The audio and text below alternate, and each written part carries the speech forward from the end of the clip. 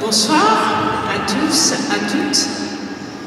Bienvenue à la remise de diplôme de la promotion Joyce McDougall, fièrement assise à l'avant.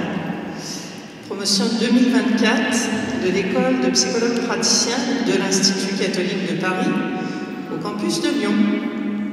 Voilà, bienvenue à tous. On est très heureux de vous accueillir pour ce moment qui sera fort pour les étudiants et fort aussi pour leurs proches. Donc les principaux acteurs de cette soirée, nos étudiants, les parents, les proches, qui ont été toujours présents au fil de la scolarité. Et puis nous avons ce soir les équipes de direction, le président, M. Blanchet, le directeur de l'école, M. Hélon, le directeur de la recherche, M. Martin Cron, qui a un peu une pièce rapportée là ce soir. En fait, il était en soutenance de thèse, de jury de soutenance, et ça se passait à Lyon, puisqu'il est plutôt situé à Paris. Et il s'est dit qu'il allait venir partager ce beau moment avec vous. Donc, on est également heureux de l'accueillir. Il y a également toutes les équipes de Lyon qui ont soutenu les étudiants, qui leur ont enseigné, qui les ont aidés dans les moments difficiles, qui les ont aidés avec tout ce qui concerne l'administration, l'administratif, les papiers, les choses à rendre, les stages, les départs à l'international, etc. Et on les remercie beaucoup de leur présence et de leur participation. Est-ce que vous m'entendez bien? Là, j'ai l'impression que ça résonne fort. Ça va? Ok, merci. Alors, je vais me présenter aussi quand même. Je suis Anne Plantade, je suis maître de conférence à Paris, je suis psychologue depuis 1997. Et donc, je suis, comme dit le professeur Crom, je ne suis pas un lapin du printemps dans le domaine de la psychologie. Et je suis directrice des enseignements et de la vie étudiante pour les deux campus Paris et Lyon, plus particulièrement situés à Paris.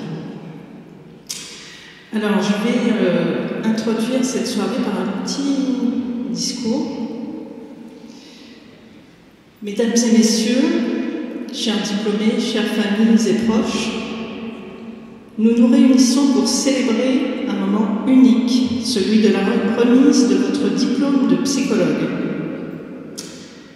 Aujourd'hui, ce chapitre se clôt. De nouvelles aventures vous attendent maintenant, suscitant sans doute un peu d'inquiétude, mais aussi de l'excitation et de la curiosité.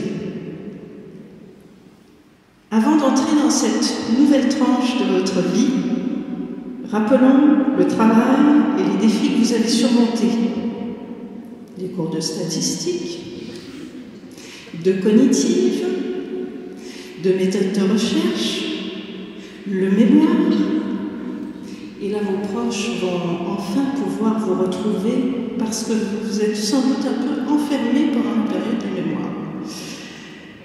Et aussi des moments plus compliqués, le confinement, les cours à distance, ou encore le week-end d'intégration. Sérieusement, le parchemin que vous allez recevoir symbolise un travail de longue haleine, parsemé d'apprentissage, en particulier sur vous-même. Votre diplôme représente bien plus qu'un document qui vous donne des droits d'entrée dans la profession. Il témoigne de vos connaissances, vos compétences, mais aussi du temps que vous avez passé avec vos camarades à contribuer à la vie de l'école et peut-être aussi au début d'amitiés qui seront pour la vie et qui vous soutiendront, notamment dans votre parcours professionnel.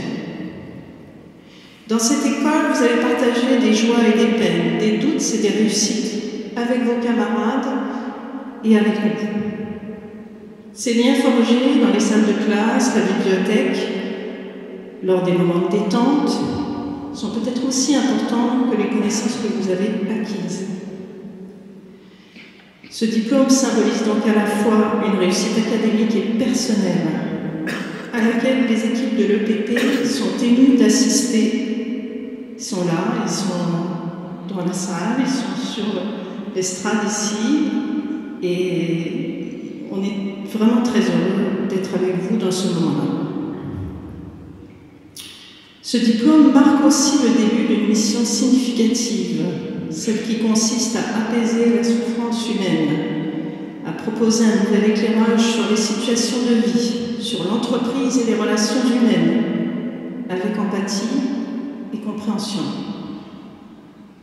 Vous continuerez à apprendre, et nous le souhaitons, dans une certaine humilité face aux situations rencontrées. Faites honneur à la profession, à cette école qui constitue une exception nationale à l'accès au titre de psychologue, et contribuez à votre échelle à une humanité plus apaisée. La réussite de ce jour est aussi celle de vos proches, vos familles, vos amis, vos conjoints, parce que là vous êtes arrivés à la journée des conjoints, oui.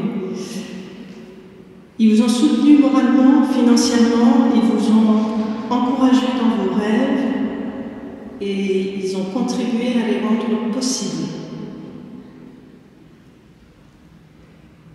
Nous sommes toujours heureux d'avoir de vos nouvelles et d'entendre parler de vos réalisations.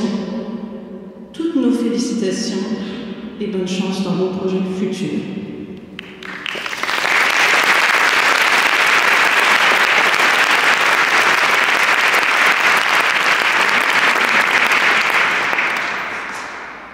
Alors, je vais maintenant laisser la parole au professeur Alain Blanchet, qui est le président de l'école de psychologues praticiens.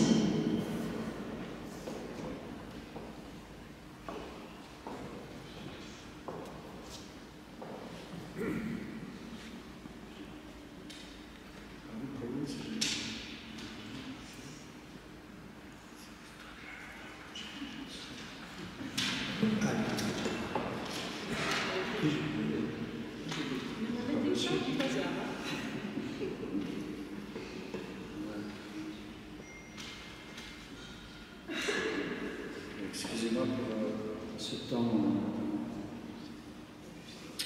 Justement. Donc, chers collègues, mesdames et messieurs, chères étudiantes et étudiants, la remise des diplômes de la promotion Joyce McDougall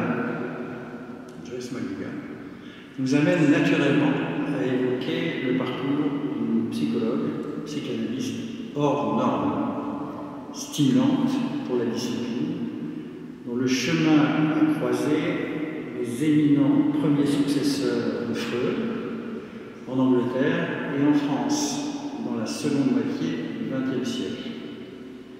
Ces contacts, formations de Joyce McDougall, avec collaboration à Londres avec Anna Freud, le mécanisme de défense, c'est ça, Mélanie Klein, la psychanalyse des enfants, Wilfred Bion, la dynamique du groupe, Donald Winnicott, l'espace transitionnel, puis à Paris, parce qu'elle est venue un peu plus tard à Paris, avec Marie Bonaparte, qui a sauvé Freud des griffes du nazisme, Sacha Nart, psychanalyse des psychoses, Jacques Lacan, structure linguistique de l'inconscient, et Serge Lebolici, relations transactionnelles de mes parents. Joyce McDougall est une psychanalyste libre. Elle était tout autant attachée à son premier inspirateur, Winnicott, qu'elle était intéressée par les séminaires avant-gardistes de Lacan, qu'elle suivait avec intérêt, tout en restant fidèle à la conservatrice société de Paris. Cette curiosité et ouverture d'esprit l'a amenée à dénoncer la normopathie de certains psychanalystes dans un article de 1978 intitulé « Plaidoyer pour une certaine anormalité ». Dans ce texte, elle critique le ronronnement théorique et le conformisme de ses confrères dans l'approche de la sexualité et de la créativité, exprimant ainsi la nécessité de l'abstention de tout jugement a priori au nom d'une morale désuète et dépassée dans la clinique psychanalytique.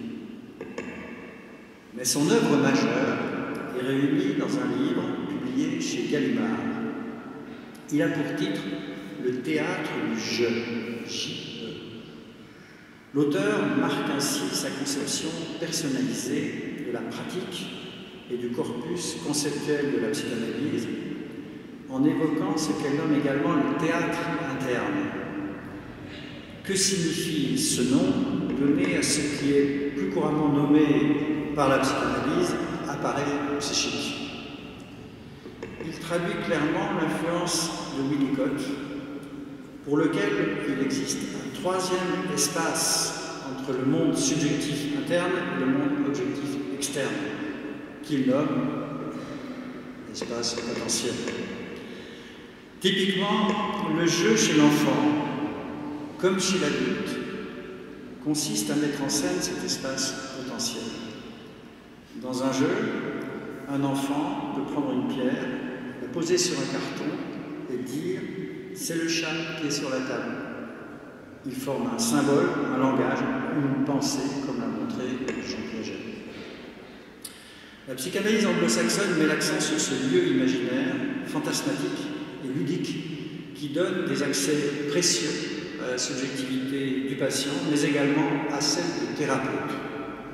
En fait, ceci vaut pour toutes les formes de thérapie, psychothérapie. Elles ont au moins un principe commun. Elles sont des lieux de représentation au sens théâtral du terme. Le principe de tous ces soins psychologiques par la parole consiste à rejouer par le verbe, le corps, les émotions, la raison, etc., des actions passées et ainsi permettre que la trace pensée de ces actions passées et actuelles soit la base d'une créativité par le jeu. Car, comme disait Winnicott, c'est en étant créatif que la personne découvre le soi. Joyce McDougall met l'accent sur l'aspect dialogique du jeu. Le patient et le thérapeute jouent sur la même scène à la reconstruction du monde interne et de ses pièces psychiques condensées et effacées de la conscience du patient. Le travail de l'un et de l'autre procède de ce qu'on appelle une élaboration, dont l'association et l'échange dialogique constituent ce que Freud cherchait à qualifier par le terme de Durcharbeiten, que Laplanche et Montagny sont traduits par perlaboration et que nous préférons nommer co-élaboration. S'agissant de la part de l'analyste dans cette co-élaboration, Joyce McDougall ne parle pas d'écoute flottante, mais de théorisation flottante, ou encore de théorisation clinique. Ce travail amène le thérapeute à percevoir les éléments psychiques, pensées, fantasmes, affects, sensations corporelles, qui habitent l'esprit et le corps du patient, et aussi à percevoir ce que lui, thérapeute, représente pour son patient. Un père, une mère, des idéaux, une incarnation des obstacles de sa vie. Elle dit ceci, Joyce McDougall: l'analyste installe en lui les fantasmes, métaphores et les mondes intérieurs du patient. Son rôle sur cette scène thérapeutique revient à rendre dissible sa vision du patient sous forme d'insight. Ces énoncés, ces insights, consistent à rendre à l'autre, patient, ses propres représentations, sous une forme inattendue, avec un autre sens et souvent avec un effet de surprise positif.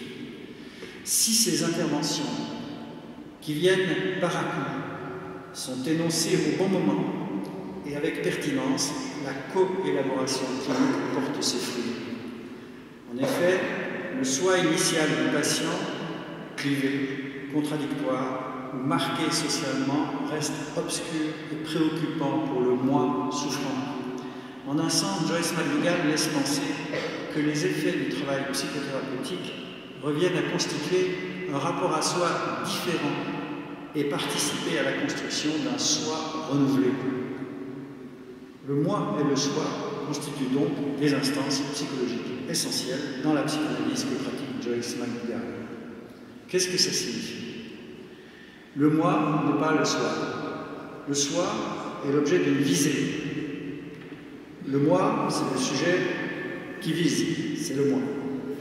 Le philosophe Jean-Luc Marion évoque la souffrance du moi causée par un soi perturbé dans son commentaire du passage des Confessions, saint Augustin, qui avoue, quand on latin, onere mi sum, ça veut dire je suis un poids pour moi-même, ce qui évoque un poids d'une instance sur l'autre, le poids du moi, du je, sur le soi, moi-même, ou mieux, une dissonance intérieure. Parce que les Confessions, c'est très très dissonant. Dans un de ses derniers textes, Freud s'interroge sur le statut de ce matériel qui est élaboré dans cet espace clinique. S'agit-il de réalités vécues ou pensées comme le sont les souvenirs retrouvés et dévoilés, ou d'une composition nouvelle comme le serait un mythe individuel dont le caractère essentiel n'a rien à voir avec la réalité effective, historique et attestée de la vie du patient? Il semble bien qu'à cette époque, dans les années 1928, Freud, le fondateur de la psychanalyse, penche pour l'hypothèse d'une élaboration par le patient d'une sorte de mythe subjectif. Non, ce ne sont pas les souvenirs qui réémergent à la suite de leur discours qui seraient, à ce moment-là, c'est son hypothèse, la cause de la guérison. Pour Joyce McDougall, il y a une autre hypothèse. La fin de la thérapie et la résolution des problèmes et questions qu'il avait rendu nécessaires au sens du pragmatisme anglo-saxon. Ce qu'elle appelle extase. Ex, X-stase. Ah, c'est la consonance signifiante est là quand même. L'extase est un soulagement qui traduit la flexibilité, la fluidité et l'ajustement des pensées au monde du patient. L'auteur parle du symptôme psychique comme étant, je cite, du provisoire qui dure, qui est en quelque sorte clos sur lui-même.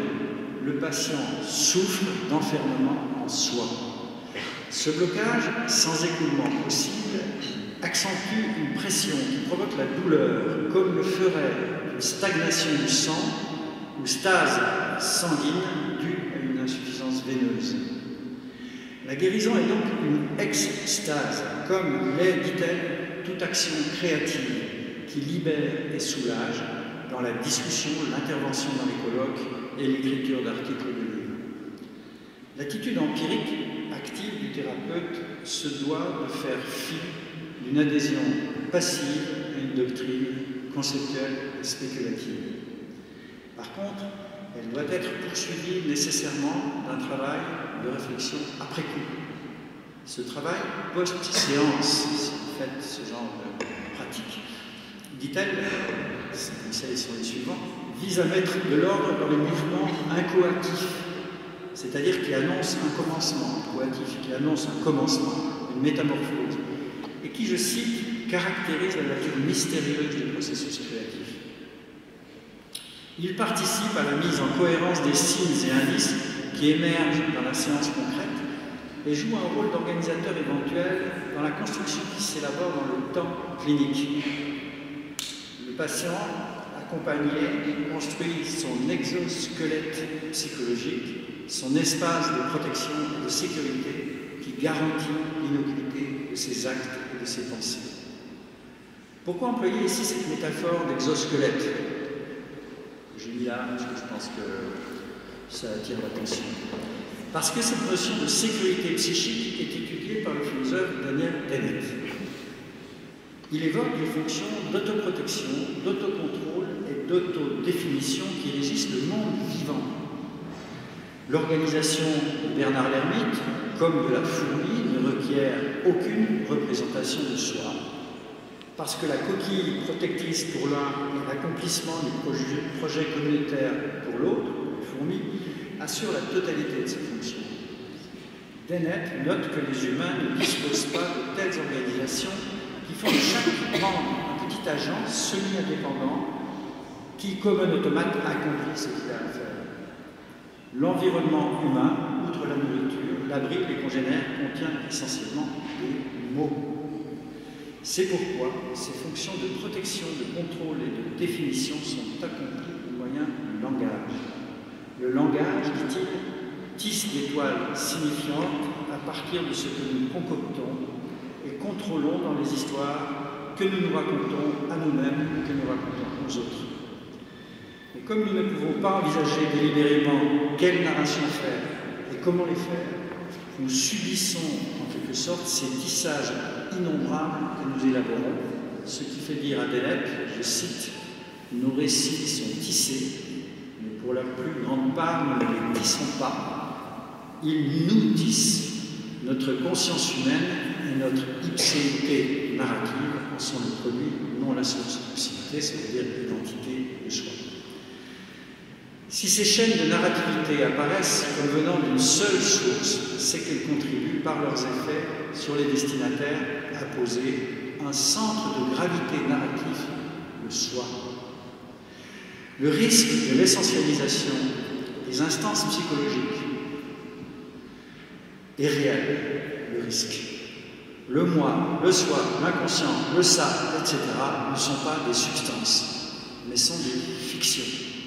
Je cite Dennett, « Personne ne possède réellement en son sein un agent de type âme. Nous trouvons seulement commode d'imaginer l'existence de ce moi intérieur conscient quand nous tentons de rendre compte de ces fictions. » Pour terminer, je dirais ceci, Joyce McDougall, que je ne connaissais pas très bien, vraiment, sa lecture, avec son livre, beaucoup de ses articles, c'est vraiment une femme extraordinaire. C'est vraiment, j'aurais même voulu être dans votre promotion, un peu âgée. Et alors, Joyce McDougall, comme plus tard Dennett, nous rappelle que les concepts analytiques, psychanalytiques, ne représentent pas des objets du monde. Ils n'ont ni forme, ni couleur, ni masse, de même que le centre de gravité d'un objet quelconque. Conclusion, la notion de réalité psychique est un oxymore.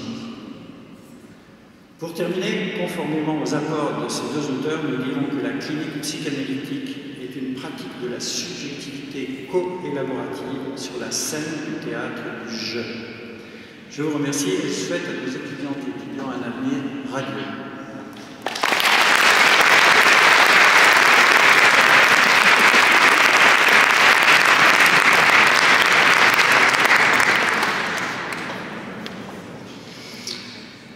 Merci au professeur Blanchet.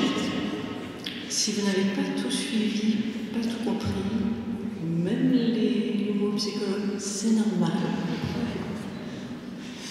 Et puis pour les proches, ça vous immerge dans un jargon avec lequel vous commencez à vous familiariser depuis quelques années, qui est celui des psychologues et qui est parfois un peu hermétique pour le monde extérieur, mais qui pour nous a un sens profond, qui nous aide à nous construire et qui nous aide à aider les autres à se construire.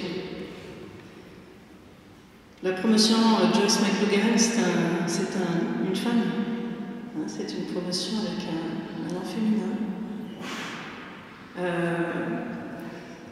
Voilà, je pense que ce nom-là aussi, vous allez porter plus ou moins consciemment dans votre vie professionnelle. Et je vous souhaite d'avoir les qualités de Joyce McDougall, la curiosité et l'ouverture. On accueille maintenant le professeur, j'ai un petit moment d'émotion, le professeur Christian Hénon, le directeur de l'école, pour son discours.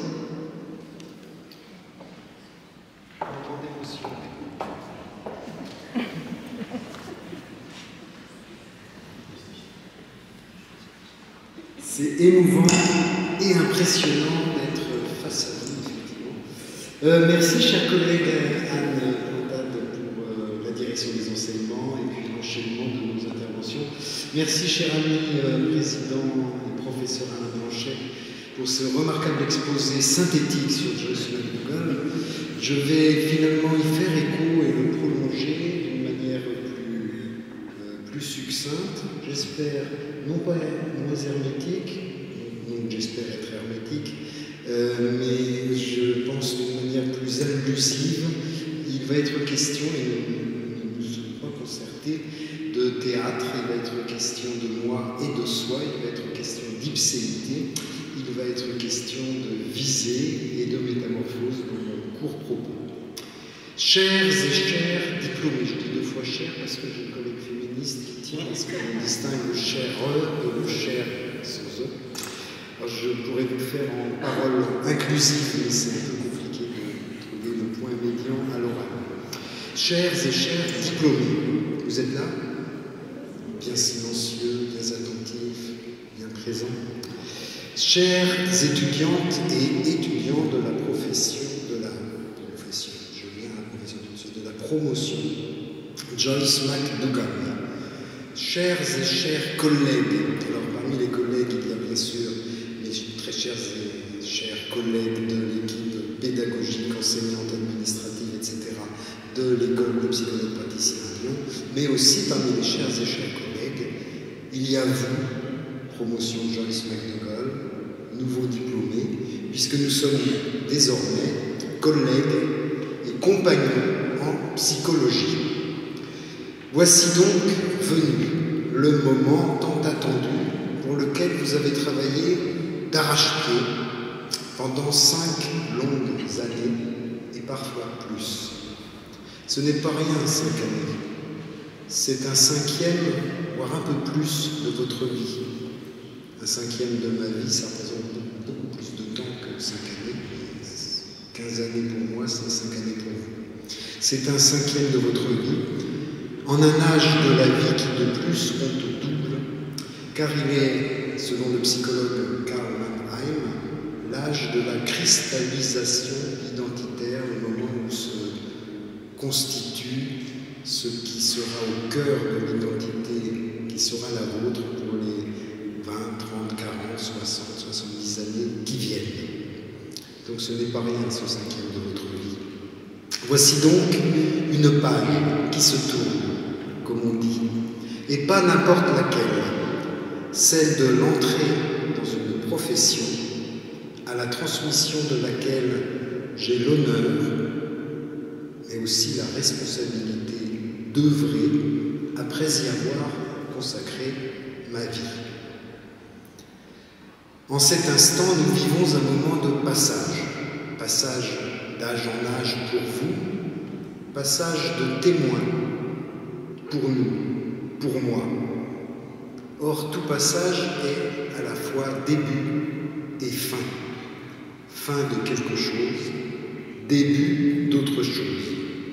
Comme l'a expliqué Arnold van Gennep, vous réintégrez maintenant le monde sous un nouveau statut. Si nous nous trouvions dans un séminaire de recherche consacré aux transitions de vie, je vous rappellerai alors que transire, en latin, qui donne une transition, veut dire mourir. La naissance et la mort se font toujours égaux, et il faut bien mourir là pour renaître ailleurs. C'est l'un des principes de toute thérapie et de toute diplomation. La transformation, métamorphose, de vous-même qui s'ouvre depuis l'obtention de votre diplôme fut également au cœur de votre apprentissage de 5 années, car les études en psychologie ne laissent pas indemne. Ça n'est pas rien d'étudier la psychologie, ça n'est pas anodin.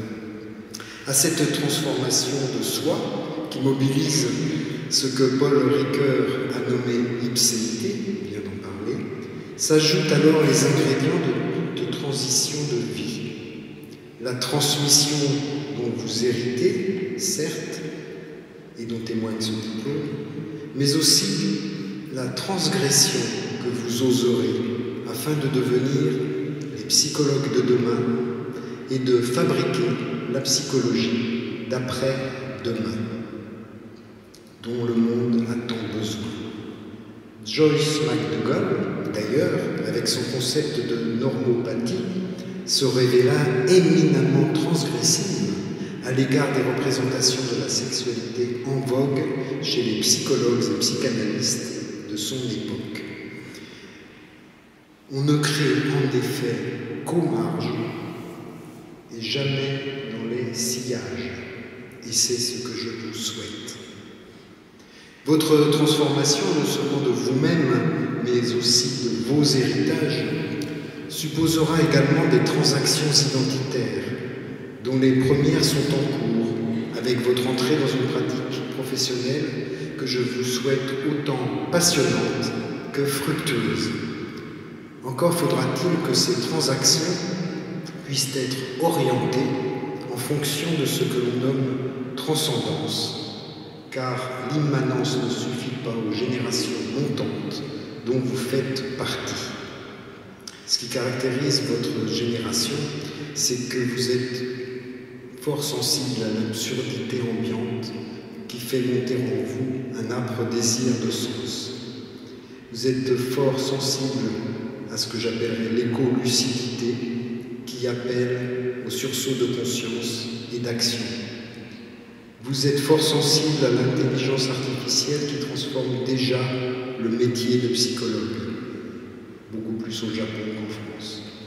Et ce que vous avez hérité des travaux pionniers de Joyce McDougall, notamment ceux avec Robert Stoller, je vous recommande l'ouvrage de ce compagnon, lui américain et non pas britannique, masculin-féminin, ce que vous avez appris ou retenu, ce dont vous avez hérité de Joyce McDougall et de tant d'autres, vous fait transformer l'amour et le couple. Peut-être pas au point d'avoir des conjoints, comme je l'ai dit là, mais au moins un, de temps en temps, ou régulièrement. Transition et transformation, transmission et transgression, transaction et transcendance, voilà donc ce qui se joue ce soir à l'arrière-plan de ce théâtre de mise en scène symbolique, cette cérémonie de remise de votre diplôme. Je serais presque tenté de vous expliquer ce que j'aimerais que devienne l'école de psychologues praticiens dans 5 ans, afin de vous donner envie de rester encore 5 ans avec nous. Mais ça risque de vous paraître un peu long. Peut-être avez-vous envie de vraiment tourner la page. Vous reviendrez donc, du moins je l'espère, à toutes les occasions que nous vous proposerons. Formation, supervision, certification, colloque. Je suis un peu comme le père qui a du mal à couper le cordon et à laisser partir ses oisillons. Car l'idée est de rester une école pionnière en psychologie et dans la profession de psychologue. Ce fut d'ailleurs, sinon pionnier, du moins précurseur, que de vous placer, voici 5 ans et demi, sous le marrainage de Joyce McDougall. Elle était presque oubliée il y a 5-6 ans. Et voilà qu'elle ressurgit, elle vient faire l'objet d'un ouvrage collectif dirigé par Catherine Bergeret-Amselec, avec laquelle j'ai eu l'occasion d'œuvrer sur les âges de la vie, figurez-vous. Et Catherine Bergeret-Amselec écrit dans sa postface, plus ouvertement qu'hier, le champ clinique des identités sexuelles dégenrées, des hauts potentiels, des néosexualités, des addictions multiples ou du surgissement de psychosomatose déconcerte l'analyste. Qu'advient-il des notions de subjectivité et d'intimité depuis la révolution numérique? Songez-y à chaque fois que vous usez, ça peut vous arriver de temps à autre, d'Instagram, de TikTok ou autre. Qu'en est-il des notions de subjectivité et d'intimité depuis la révolution numérique? À quelles conditions l'invention d'une clinique analytique du XXIe siècle resterait-elle encore freudienne? Une psychanalyste, je cite toujours Catherine Bergeret-Amselec, une psychanalyste a anticipé, exploré et incarné ce questionnement novateur. Joyce McDougall, née en 1920, morte en 2011. C'était ma manière de vous inviter à inventer, à partir de ce diplôme qui, comme vous, vient de se transformer. Vous vous transformez et le diplôme aussi vient de se transformer. Il était un but, il vient de devenir un point de départ. Toutes mes félicitations et à tout à l'heure. Merci.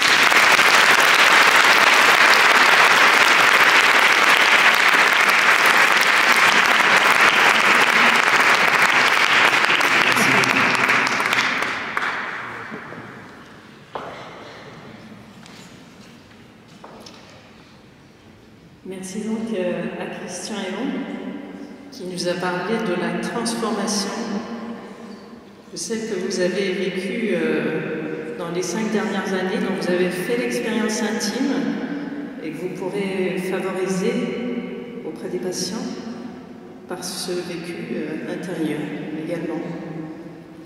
Et j'aimerais dire aussi qu'il y a la transformation des discours, car je n'ai incité personne à accumuler les conjoints.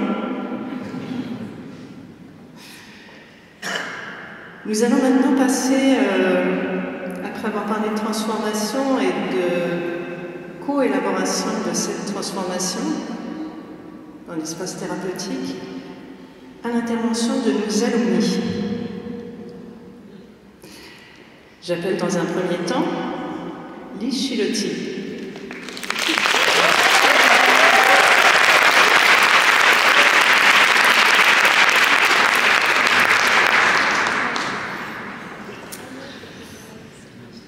Bonjour à vous, famille, amis, collègues. C'est un grand plaisir pour moi d'être présente ici ce soir au nom de l'association EPP Alumni pour célébrer à tous votre remise de diplôme. Donc, comme Anne l'a dit, je m'appelle Lise Chilotti, j'assure la permanence de l'association à l'école pour le campus de Lyon. Et il y a tout juste un an, j'étais ici à votre place. Et du coup, je vois un grand nombre de visages familiers ce soir, ça fait plaisir. Une année, ça peut paraître peu, et pourtant, mais quel plaisir de tous vous retrouver un an après, changé. Le temps passe vite, parfois un petit peu trop, mais je me réjouis d'être ici et de voir que en fait, le chemin après l'école peut continuer de façon inattendue. Et dans mon cas, il y a encore un an, je ne pense pas forcément être ici. Donc de voir que ça peut continuer de bien des façons. Je souhaiterais m'arrêter un tout petit instant sur les idées de continuité, de lien et de cheminement. À l'UEB, nous avons tous eu des parcours différents, plus ou moins longs, plus ou moins intenses. Et je trouve ça intéressant de voir en fait qu'il y aura toujours ce lien entre nous. Alors, le lien, ça veut dire beaucoup de choses, qui génère sont de différentes qualités. Mais cette école, elle aura toujours fait lien entre nous. Et je trouve ça intéressant de voir comment ça peut évoluer. C'est la vocation de l'association EPP Alumni.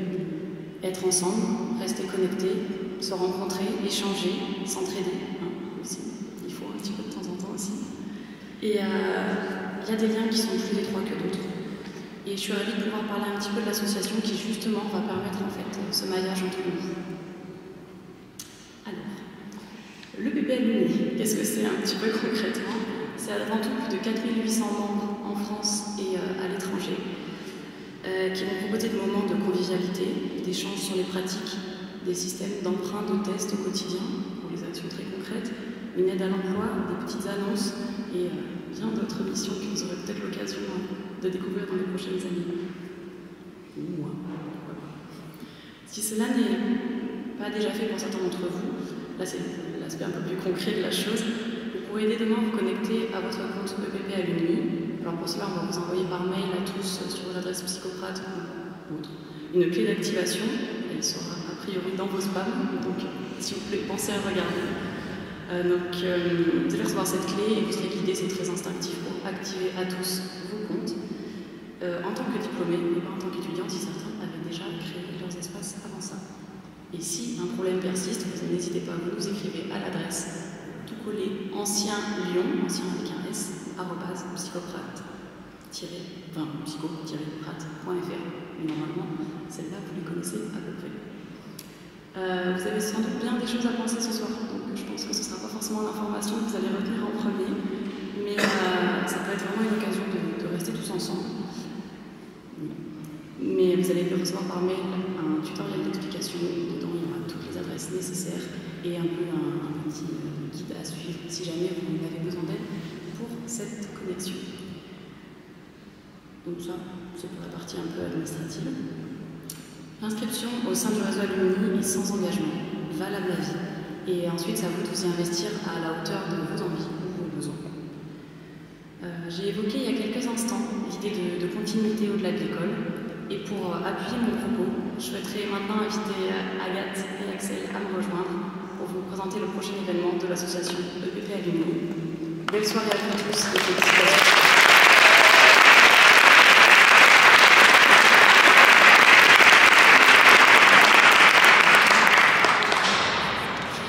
Bonsoir à tous. Ce soir, avec Agathe, on se présente à vous non seulement en tant que jeune diplômé, mais aussi en tant que jeune membre de l'association OPP Alumni.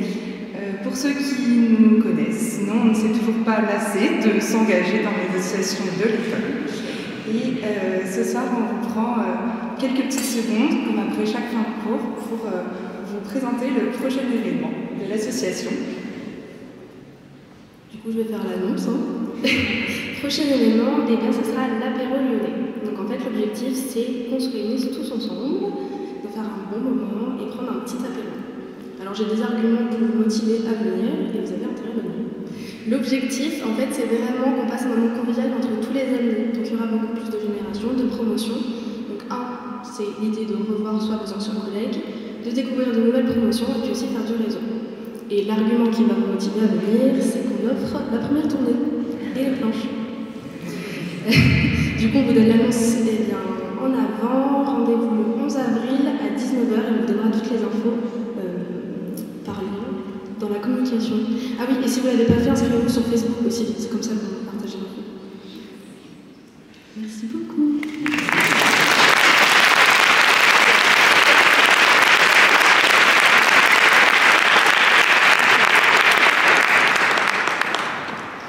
Alors vous avez compris que ce soir vous coupez le cordon, mais pas complètement, parce que si vous restez connecté aux alumni, vous restez connecté à l'école et vous représenterez à l'extérieur et vous vous retrouverez entre vous dans cette belle association qui est l'association des alumni de l'EPP. Alors j'ai un petit point à vous faire sur un sujet utile, mais je ne vais pas m'étendre trop longtemps parce que c'est pas non plus l'objet de la soirée, c'est pas hyper intéressant. Mais ce que je peux vous dire, c'est que quand je suis rentrée en France après avoir travaillé et étudié au Québec et avoir fait partie de l'ordre des psychologues du Québec, j'étais très bien formée sur tout ce qui consiste à garder les bons papiers au bon moment pour demander les bonnes autorisations. Donc je dis toujours aux étudiants, n'oubliez pas de garder tous les papiers qui attestent de vos formations continues, de vos formations initiales, des supervisions, de tout ce que vous allez faire au fil de la carrière. Vous n'en avez pas forcément besoin maintenant, mais vous en aurez peut-être besoin un jour. Et une chose qui m'avait beaucoup frappée, c'est que les psychologues français recevaient une attestation de diplôme et n'allaient jamais dans les universités chercher leur diplôme. Voilà, c'est une des caractéristiques, des originalités de notre pays. Mais la loi française y remédie désormais, puisqu'elle demande la dématérialisation du diplôme, ce qui fera en sorte d'éviter d'aller chercher son diplôme. Donc dorénavant, vous aurez accès par le biais d'un mail qu'on va vous envoyer à une connexion directe sur votre diplôme dématérialisé que vous pourrez utiliser à plein d'occasions quand vous postulerez quelque part, quand vous aurez un dossier de compétences à monter, quand vous demanderez une certification, etc. Et voilà, si vous avez des soucis pour le récupérer, vous nous écrivez, mais a priori, tout ça a été suffisamment bien pensé pour que les choses se passent en douceur. Voilà. Donc maintenant, je vais laisser la parole au major de promotion. J'appelle donc pour la 5e année clinique option enfance, Léa Mollon.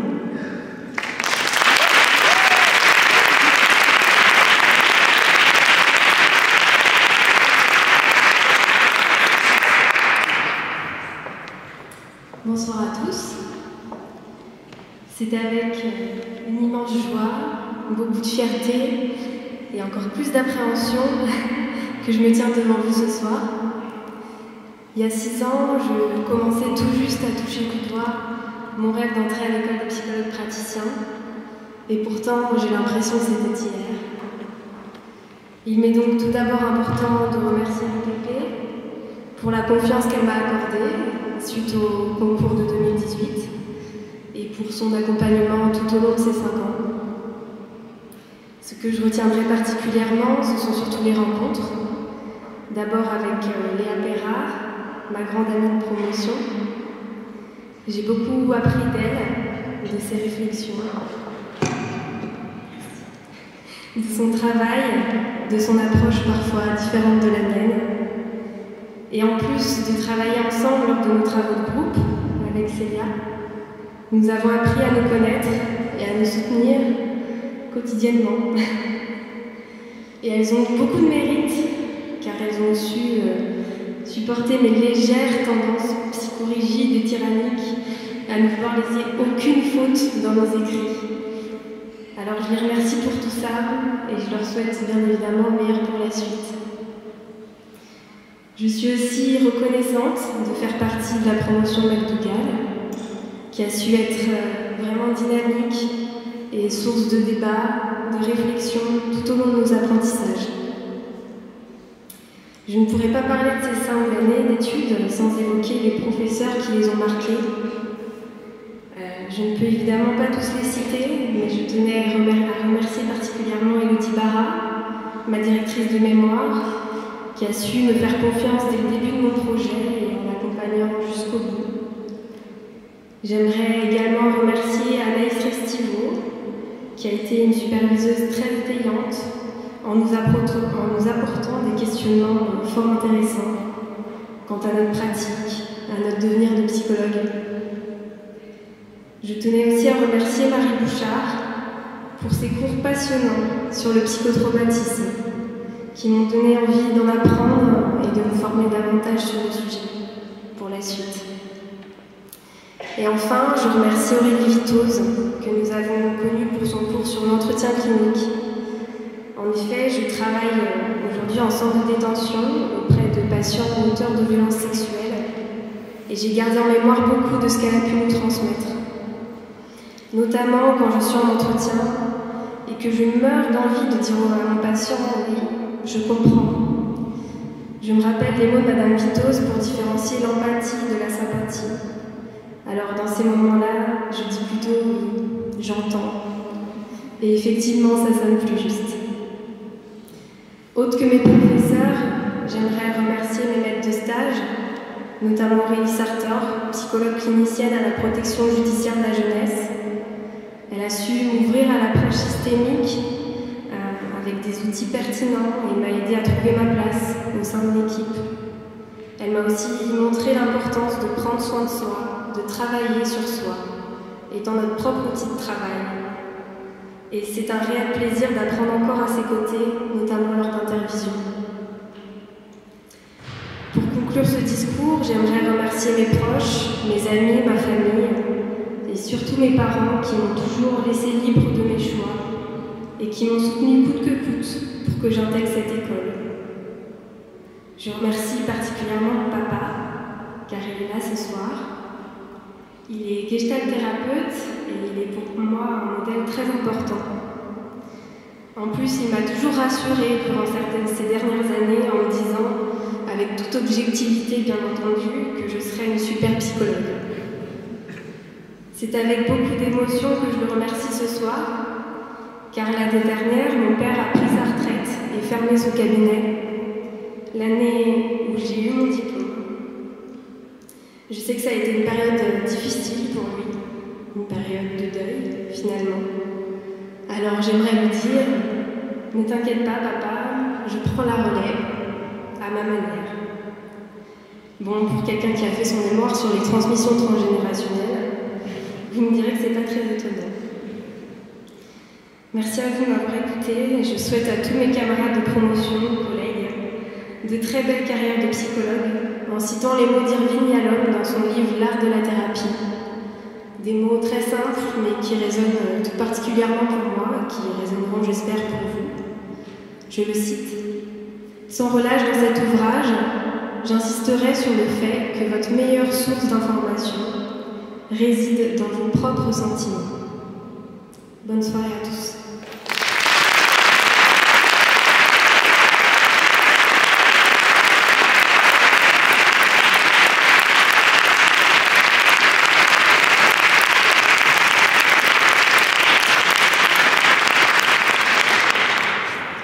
Alors on félicite chaleureusement Léa, à qui on remet une bouteille qu'elle pourra partager avec qui elle le veut pour fêter sa réussite.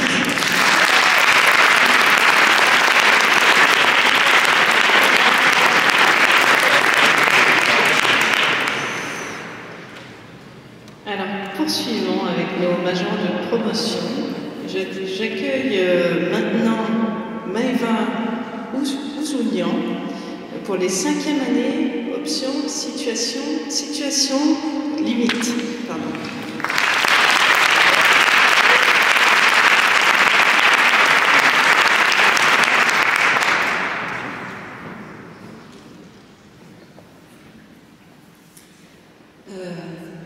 Moi, à la base, je voulais pas faire psycho. Enfin, si, je savais que je voulais être psychologue, hein, mais on m'avait dit là-bas, il y a que des gens qui font ça par dépit, ils fument des roulés, ils ont des mandalas sur leur t-shirt. Bon, il y a une part qui est vraie. Et moi, j'ai rien contre les mandalas, donc ça me va. Et donc, j'avais le projet d'intégrer une filière avec un moins grand taux de chômage, et à l'issue de laquelle on n'est pas obligé, vous savez, de se mettre à genoux dans le supermarché pour attraper la boîte de haricots marque Pouce. Mais bon, avec une licence maths allemand, j'aurais loupé le brocoli du sel des hospices civiques de Lyon. Et ça n'a pas de prix. Enfin, si, celui de la boîte de haricots, du coup. Plus sérieusement, enfin, la raison pour laquelle j'ai choisi de m'engager dans ce chemin bien plus épanouissant, bien que terriblement incertain, même s'il n'y a pas tant de chômage en fait, c'est une personne en réalité. Cette personne, je m'étais promis de dire son nom. Si un jour on m'autorisait à m'exprimer devant le moindre public, de quelque corpulence soit-il, 3 personnes, 15 personnes. Je ne vous ai pas compté, je vous laisse me mettre en rang à la fin, mais je pense que vous voyez. Oui, dire son nom, pas le citer, ni m'exprimer pour lui, ni porter sa voix, mais dire son nom. Le poser là, m'assurer qu'on le connaisse et qu'il existe, le laisser être entendu et faire son choix. En fait, pour pas pleurer, il faut frotter sa langue contre son palais, donc si vous voulez faire un truc bizarre, c'est comme ça. Je suis désolée pour ce qui est en train de se passer. Cette personne, c'est Sacha. Sacha, c'était mon meilleur ami. C'était la personne la plus précieuse que j'ai jamais connue, et c'était aussi la plus torturée. On dit que c'est la dépression qui l'a tué. Pourtant, c'est lui qui a fait le pas. Et pour sa défense, il ne pouvait pas savoir qu'en partant, il prendra un morceau de quelques personnes aussi. Alors, depuis 8 ans et 7 jours, je me sens seule, mais toujours à deux. Je me sens coupable, mais moins naïve. Et je me sens impuissante, mais riche d'une armée de souvenirs. J'en ai voulu aux autres d'être en vie, au monde de continuer de tourner, pas toujours dans le bon sens. Mais Sacha, il est parti apaisé et je crois que je le suis aussi. Comme il m'a montré que la vie était courte, j'ai passé la porte de l'EPP, j'ai poussé la porte de l'EPP. Bon, sous couvert de concours, je vous passe les détails, j'ai été en liste d'attente. J'ai appris qu'on pouvait exister non pas à côté des autres, mais avec les autres, et qu'ils étaient bienveillants. Et pertinents aussi, très pertinents, et bienveillants. Et que la solidarité était notre meilleure arme, car si on s'y mettait à 5 cerveaux, on arrivait à faire fonctionner la machine à café du BDE. Que si on s'y mettait à 6 cerveaux, on pouvait décoder le cours de neuropsychologie de 2e année. Avec 7 cerveaux en moyenne, on pouvait interpréter la planche 1 en Rorschach. Et avec 60 cerveaux, on pouvait partager un PowerPoint sur Moodle. Alors je suis infiniment fière de devenir psychologue avec vous, d'avoir survécu aux mémoires avec vous. Et je reviens sur ce que j'ai dit au début parce que personne n'est là par dépit. Et se construire psychologue, c'est insidieusement difficile. Ça nous emplit de doutes, c'est vertigineux. Mais je crois qu'on est en train de plutôt bien s'en sortir. Enfin, du moins, on a un bout de papier, plus ou moins dématérialisé, qui montre qu'on est en train de prendre le départ. Alors merci les McDougall. Merci à Axel, d'être le premier visage que j'ai aperçu le soir du traditionnel à perroquet, et d'avoir partagé le traumatisme des entretiens mini et des parties de baby-foot bien trop stressantes avec moi. Merci à Amandine et Lise de me permettre de pouvoir me vanter de pleurer de rire plusieurs fois par jour au travail. On rigole pas des patients, elles sont très drôles. Merci à Ilona pour les sessions de bibliothèque qui consistaient essentiellement à pleurer plus ou moins intensément dans un état de terreur paralytique en tentant de finir notre mémoire avant qu'il nous finisse. En parlant du mémoire, merci à Jean-Baptiste pour le soutien indéfectible en séminaire, les crêpes. C'est sympa de ne pas être braqué après avoir perdu la battle de danse en première année. Merci à Lola d'avoir stimulé mon sentiment d'efficacité personnelle en prouvant que oui, on pouvait comprendre leur charme. Merci à José d'avoir été la présidente du meilleur BTS de l'histoire de l'EPP. Et je mentionne volontairement pas tout le voyage au Brésil ni ton mémoire de recherche sur l'humour parce que je sais que tu n'aimes pas trop en parler. Merci à Cécile de continuer à m'indiquer la place la plus accessible depuis la porte en anticipant mes retards. Merci à Agathe d'être notre adulte de référence quand il faut faire des trucs compliqués. Merci à Monsieur Marcel pour l'icône qu'il est auprès des étudiants. Merci à tout le personnel et tous les professeurs. Merci à mes parents de ne pas m'avoir jugé quand ils m'ont vu des états un petit peu bizarres au moment du mémoire et m'avoir soutenu financièrement. Et merci à vous parce que vous êtes beaux et en plus vous êtes psychologue.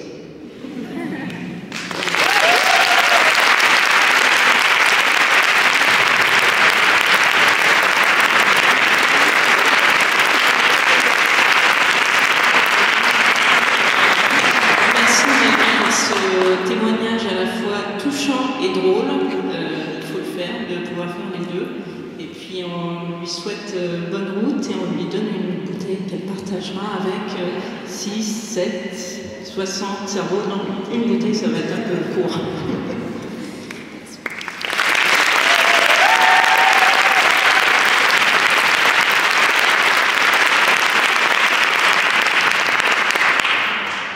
J'appelle maintenant la troisième majeure de promotion. Il n'y a que des filles cette année, hein. C'est la promotion de McDougall, mais quand même. Hein. Alors, pour PPO, Psychologie pratique des organisations, Sarah de Saint-Delay.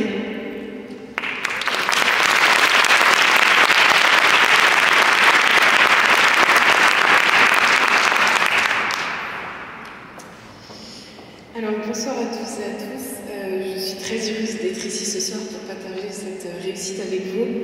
Alors celles et ceux qui me connaissent savent que m'exprimer en public n'a jamais été un de mes points forts.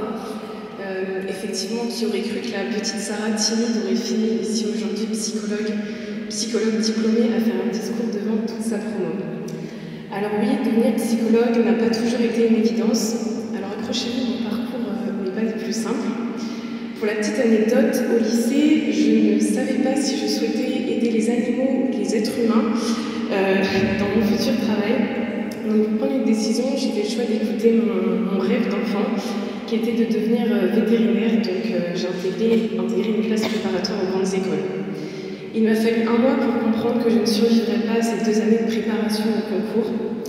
Et pourtant, après des semaines de travail acharné et des périodes très éprouvantes psychologiquement, à un mois de la fin des cours, plusieurs signaux d'alerte m'ont imposé d'arrêter. Mais comme m'avait dit mon père à l'époque, c'est dans se plantant que l'on peut pousser, donc j'ai essayé de rebondir aussi bien que possible. Je me suis beaucoup questionnée sur ce que je souhaitais réellement pour mon avenir professionnel. Alors évidemment, la psychologie revenait très souvent dans mon esprit, mais aussi le sport. Parce que oui, ceux qui me connaissent savent que le sport représente énormément pour moi. Il n'y a pas un jour où je n'en fais pas. Je ne sais pas si c'est une addiction au sport, mais voilà. Donc, pour ne pas avoir à choisir, j'ai décidé de faire les deux. Je me suis lancée dans une double licence en STAPS, en psycho. Ces années-là furent probablement les années les plus épanouissantes de mon parcours. Je me sentais à ma place, j'étais passionnée par ce que j'apprenais et j'avais retrouvé un équilibre de vie dans lequel j'étais heureuse. À l'issue de cela, j'étais complètement perdue, encore une fois, quant à la spécialisation que j'allais choisir pour mon master de psycho. Donc j'ai décidé de partir aux États-Unis. J'ai eu la chance d'intégrer l'équipe sportive de mon université tout en ayant des cours de psychologie pour me perfectionner. Alors les 3 heures et demie de cours de psychopathologie en anglais, c'était horrible, mais j'ai beaucoup appris. Et suite à cela, j'ai découvert l'école de psychologue praticien à laquelle j'ai candidaté pour rentrer en 4e année. quand j'ai reçu le mail comme quoi j'étais prise, j'étais extrêmement heureuse et très apaisée de savoir que ça y est, si tout se passait bien, en intégrant Psychoprate, j'étais sûre de ressortir avec mon diplôme de psychologue en poche, parce que je savais que la sélection en master était extrêmement rude. Alors mes années à l'EPP n'ont pas toujours été faciles, pour être honnête. Ceux qui me connaissent bien savent qu'il y a eu beaucoup de larmes versées. J'ai d'ailleurs une grande pensée pour Perrine Crocombette et Leslie Casal, présents ce soir, qui ont su m'apporter du réconfort dans ces moments-là, alors que pour elles non plus, ça n'a pas toujours été facile. Malgré tout, je suis très reconnaissante de ces 2 années ici. L'approche intégrative de l'école est un atout qu'on ne trouve pas partout. Cela me permet aujourd'hui de cultiver ma propre identité professionnelle. L'excellence des enseignements dispensés par des professeurs passionnés et dévoués fut une chance que je n'aurais pu saisir ailleurs. Enfin, toute l'expérience sur le terrain imposée grâce à de nombreuses heures de stage me permet d'exercer depuis 1 mois en libéral ce beau métier de psychologue de façon sereine et confiante. Pour finir, j'ai une immense pensée pour tous les professeurs et maîtres de stage rencontrés sur mon parcours, à l'EPP, à Lyon, mais aussi avant, aux États-Unis, à Rennes ou encore à Brest. Je tiens également à remercier tout le personnel administratif sans qui Psychoprate ne pourrait exister. Je remercie aussi chaleureusement mon directeur de mémoire, M. Guet, pour son accompagnement dans l'accomplissement de mon mémoire. Merci de m'avoir fait confiance dans le choix de ce sujet dans lequel j'ai pu associer ma passion du sport et de la psychologie. Enfin, je n'aurai jamais assez de mots pour remercier tous mes proches, mon compagnon, ma famille, mes amis et mes camarades d'athlétisme sans qui je ne serais pas ici actuellement. Votre soutien sans commune mesure a fait de moi la personne que je suis aujourd'hui, donc merci à vous. J'ai une pensée toute particulière pour ma maman qui n'a pas pu être présente ce soir. Merci d'avoir trouvé les mots dans les moments les plus durs. Je ne serais probablement pas dans cette salle aujourd'hui si tu n'étais pas resté à mes côtés pendant tout ce parcours scolaire sinueux. Alors ça n'a jamais été facile de le dire, mais aujourd'hui je suis fière de mon parcours. Il n'y a pas plus beau cadeau que de voir que son métier a du sens. Et puis ce soir, ma réussite est aussi la vôtre, donc je tiens à vous féliciter toutes et tous pour l'achèvement de ces années d'études, et je vous souhaite de nous épanouir dans ce que nous faisons. Merci pour votre attention.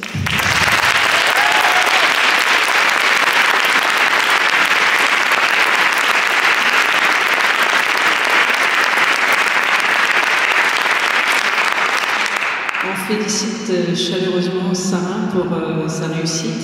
On lui emmène la petite bouteille.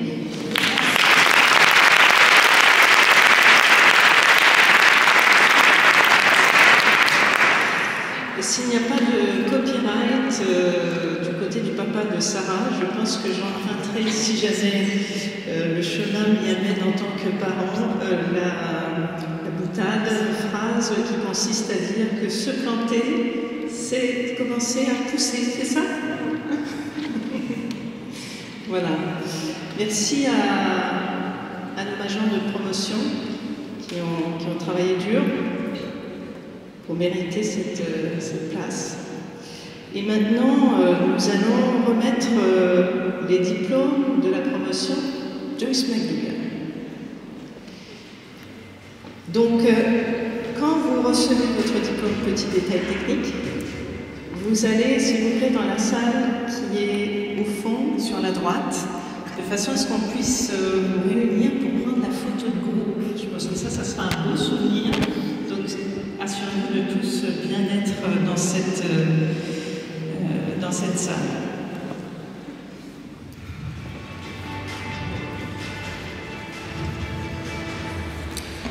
Alors, je vais vous appeler les uns après les autres. Et vous recevrez votre diplôme en main propre du président ou du directeur de l'école. Philippe Achard.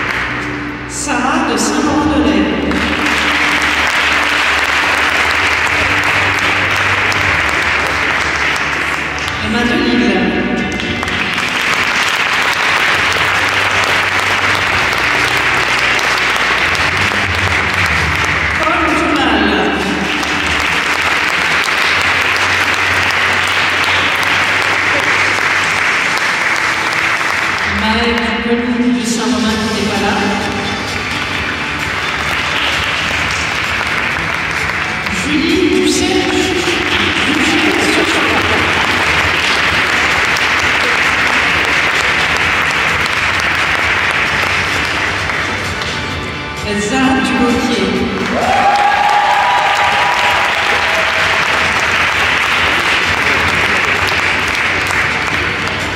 Célia Dunant.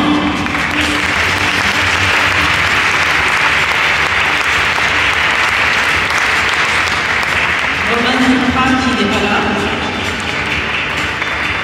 Tiffaine Estour.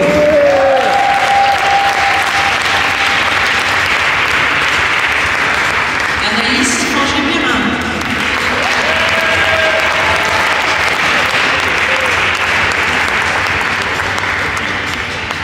Blandine Gabold.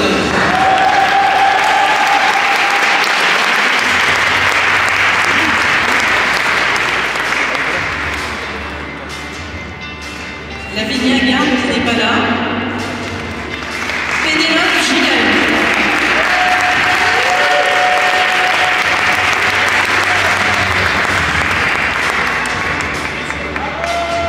Colline Gimberg.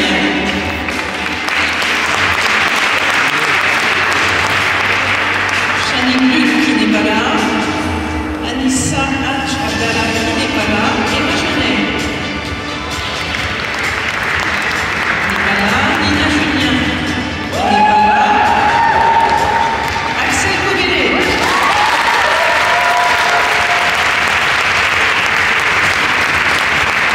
Valentin Lambert.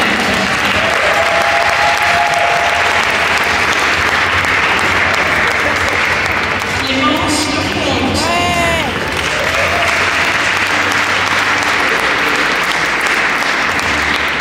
Hugo Mailleux.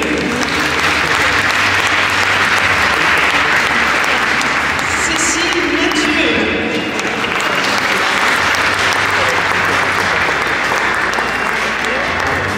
Léa Bonon.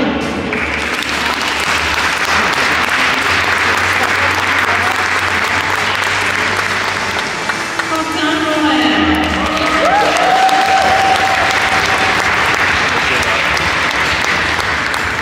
Émile Morrison.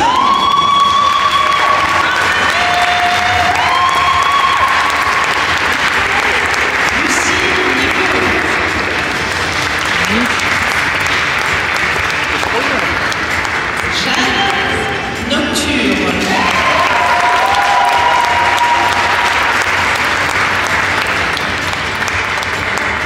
Maëva Sounian.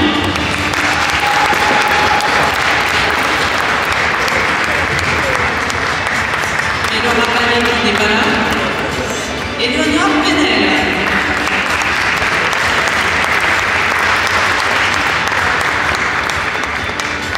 Maud Ferrandi qui n'est pas là. Léa Terra.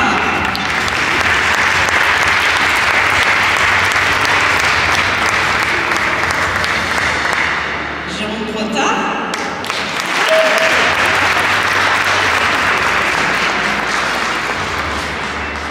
Joséphine Pujos.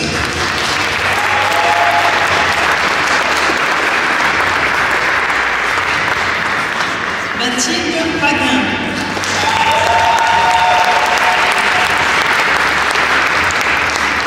Agathe de Baratz.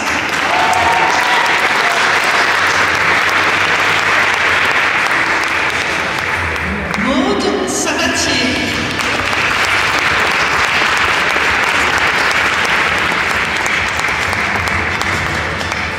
Marie Salès qui n'est pas là. Amandine Ségur.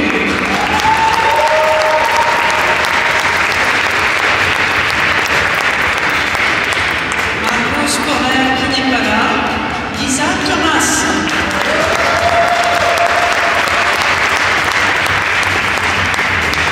Alice Tracol qui n'est pas là. Mathilde Trinque.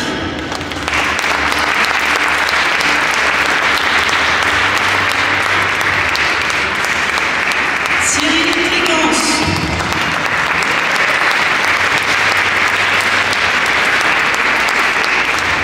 Aurélie Valette qui n'est pas là. Alice Valin qui n'est pas là. Elina Vareille.